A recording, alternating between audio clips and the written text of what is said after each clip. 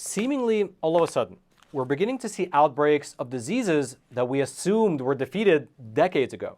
Now, in a previous episode, we already discussed the rise in leprosy cases here in America, which is obviously pretty bad. However, what's perhaps even worse, just because it's so much more contagious, is measles. Measles is a highly infectious disease that manifests itself as a runny nose, cough, inflamed eyes, sore throat, fever, as well as the characteristic red blotchy skin all over the whole body.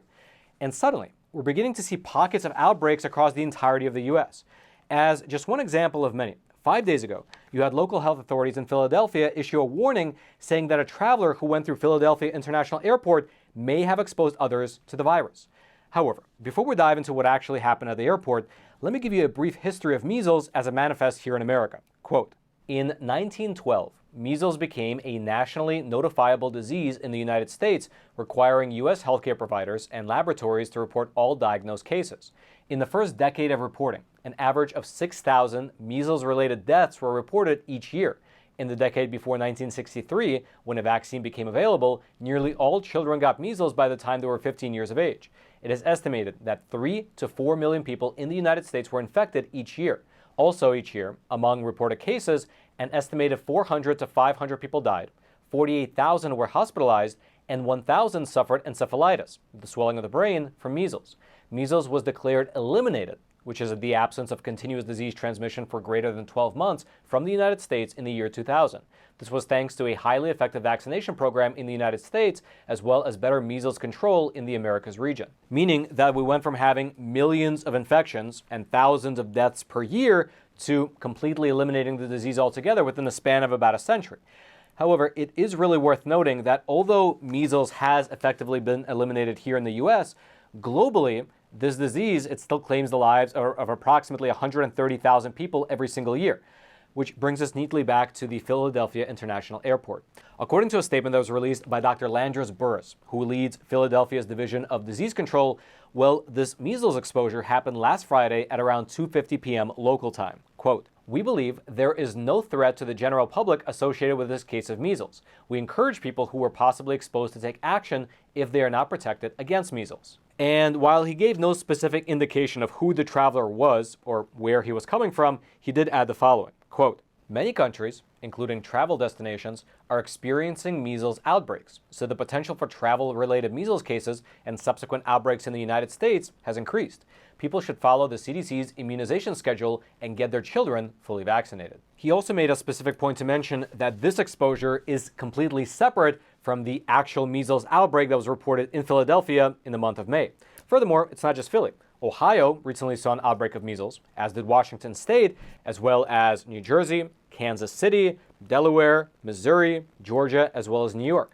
Furthermore, just 1 month ago, the CDC made an announcement saying that the number of measles cases in the U.S. has nearly doubled in the span of about 2 weeks. Now, if you're a logical person, you might be asking yourself, what's going on here? Why is this disease, which was eliminated previously, why is it suddenly on the rise? Well, in the actual statements that were released by both the CDC as well as the local health authorities in these different municipalities, they all point the fingers at kids whose parents did not give them the MMR vaccine. For instance, included as a part of the Philadelphia health alert regarding the airport was this paragraph here, quote, a recent measles outbreak in Ohio sickened 85 children, almost all of whom were unvaccinated. Notably, 36 children were hospitalized due to measles in that outbreak. The recent measles outbreak in Philadelphia was similar and involved 9 mostly unvaccinated cases with 7 individuals hospitalized. The MMR vaccine is safe and highly effective and is the best way to avoid serious complications of a vaccine-preventable disease. Now, that's all well and good. However, it still begs the obvious question. There have always been pockets of people in America who don't vaccinate their kids. So why is it that recently the number of measles outbreak has been skyrocketing? And does it have anything to do with the fact that over the past 3 years, there have been well over 8 million encounters with illegals on the U.S. southern border? Well, to examine that question, let's look at what took place over in the city of Chicago. Chicago, they recently had the worst measles outbreak in all of the U.S., and the epicenter of that outbreak was located at a migrant facility. Here's how the situation was described in the CDC's weekly report. Quote, since August of 2022, about 41,000 migrants have arrived in Chicago from the southern U.S. border, 88% of them from Venezuela, which has seen a decline in routine childhood vaccinations, including the measles vaccine. On February 22nd of 2024, about 12,000 people were staying in 27 temporary migrant shelters run by the city of Chicago. On that date, the largest of them, the affected shelter called Shelter A in the report, was housing roughly 2,100 people, with 500 or more staying in some rooms. In addition to congregate sleeping areas, the migrants shared a dining area and bathrooms. So just to pause for a quick moment, you have a situation where you have these recently arrived, unvaccinated people from South America congregated into small, confined spaces. What could go wrong? Quote, "The first case of the outbreak was identified in a 1-year-old boy living at the shelter. He developed a rash on February 26 and was hospitalized the next day for suspected measles. The boy had arrived in the United States more than 5 months earlier and had received 1 dose of the MMR vaccine 5 weeks before symptoms onset. He had not traveled recently or had a known exposure to measles." Now, again, just to pause here, I don't know what they mean by he had not traveled recently, given the fact that they also wrote that he had recently arrived into the country just a few months back. But regardless, within just the span of a few months, the measles spread. Quote, "By May 13th, a total of 57 confirmed measles cases associated with residing in or having contact with persons from Shelter A have been reported." Although at this point you might be thinking that the CDC is overblowing this whole thing. I mean, after all, just 57 cases is not a lot. And that is technically true. However, it appears that with measles, well, you really have to look at the trajectory. And what I mean by that can really be illustrated by looking at Western Europe. Just like America, Western Europe had pretty much eradicated measles. However, coinciding with millions of third world migrants arriving on their shores, well, the disease began to spring up once again. Quote, "In 2022, there were 941 reported cases of measles in the World Health Organization's European region.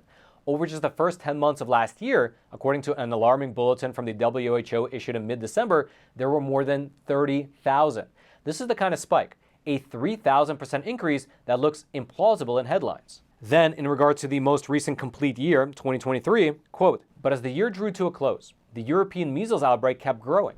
Through December, case numbers in the region eventually reached over 42,000. And then this article went on to break down just one small area within the UK. Quote, "There is a vicious surge in Britain, which may look plausibly to us as the canary in a coal mine. There, in just one of England's 9 regions, the West Midlands, 260 cases have been confirmed and dozens more suspected, in a country which as a whole recorded just 2 cases as recently as 2021.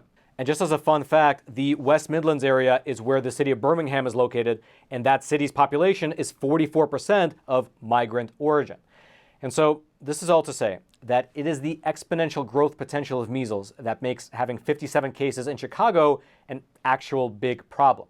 But fear not, because the CDC swooped in and they began a mass vaccination campaign, which within the span of just several months got the MMR vaccine into about 93% of the illegal migrants within the Chicago shelter system, which they claim helped to end the outbreak. And then, of course, in the implications section over on their website, the CDC did not mention anything about allowing millions of people to stream into the country, contributing to measles, but only that vaccination is the key to fighting it. Quote, "Ensuring high measles vaccination coverage during an outbreak can control measles spread and prevent wider transmission." All right, just to pause here for a super quick moment, I'd like to introduce today's sponsor, which is the one, the only, my Patriot Supply. Look, there's obviously something brewing underneath the surface between all the different wars, the debt balloon, the looming crisis in commercial real estate, and then you add to the mix the fact that this is an election year and therefore any black swan event can happen. Well, it's perhaps a good opportunity to prepare for any possible emergencies right now. Head on over to preparewithroman.com because this is the final week to save $200 off of each one of their 3-month emergency food kits. These food kits are awesome. They last for up to 25 years in storage, and they provide you with over 2,000 calories per day right when you need it the most. And on top of that, these food kits actually taste good. They contain breakfasts, lunches, dinners, as well as snacks, which don't taste like emergency food. They taste just like good regular food.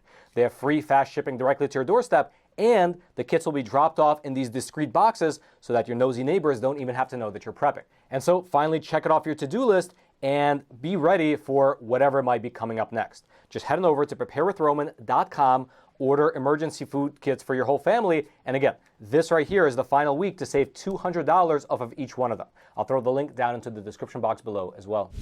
Furthermore, along that same vein, the New York Times recently published an article saying that the cause of this uptick in measles cases throughout the U.S. is not unfettered immigration, but rather it's American kids not getting their shot. Here's an excerpt from that article. Quote, between the 2019 to 2020 and 2021 to 2022 school years, the CDC found that the share of American kindergartners up to date on MMR vaccines fell from 95% to 94% and then to 93%. These declines are not insignificant. 7% unvaccinated means perhaps 60,000 more vulnerable kindergartners than 5% unvaccinated. But in a country of more than 3 million kindergartners, it also isn't a landscape-shifting cliff drop. For 2021 to 2022, only 9 states exhibited declines of 2% or larger. And so you kind of have mixed messages even in that article. Although, to be fair, there really is a lack of solid evidence pointing to illegal immigration driving the overall increase in measles cases nationwide. I mean, using common sense, if you do have a bunch of people coming in from countries where measles is still a problem, well, they will probably bring the measles with them, and it'll probably overwhelmingly affect those who are unvaccinated.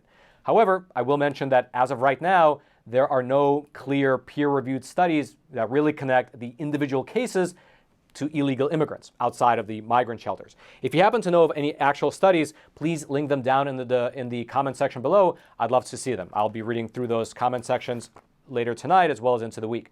And also, if you're interested in reading my notes for today's episode, I'll throw the links to them in the description box below this video if you're the type of person that likes to dig into the weeds. And all I ask in return is that as you're making your way down there to the comment section and the description box, you consider smashing those like and subscribe buttons so that this information can reach ever more people via the YouTube algorithm. And then, until next time, stay informed, and most importantly, stay free.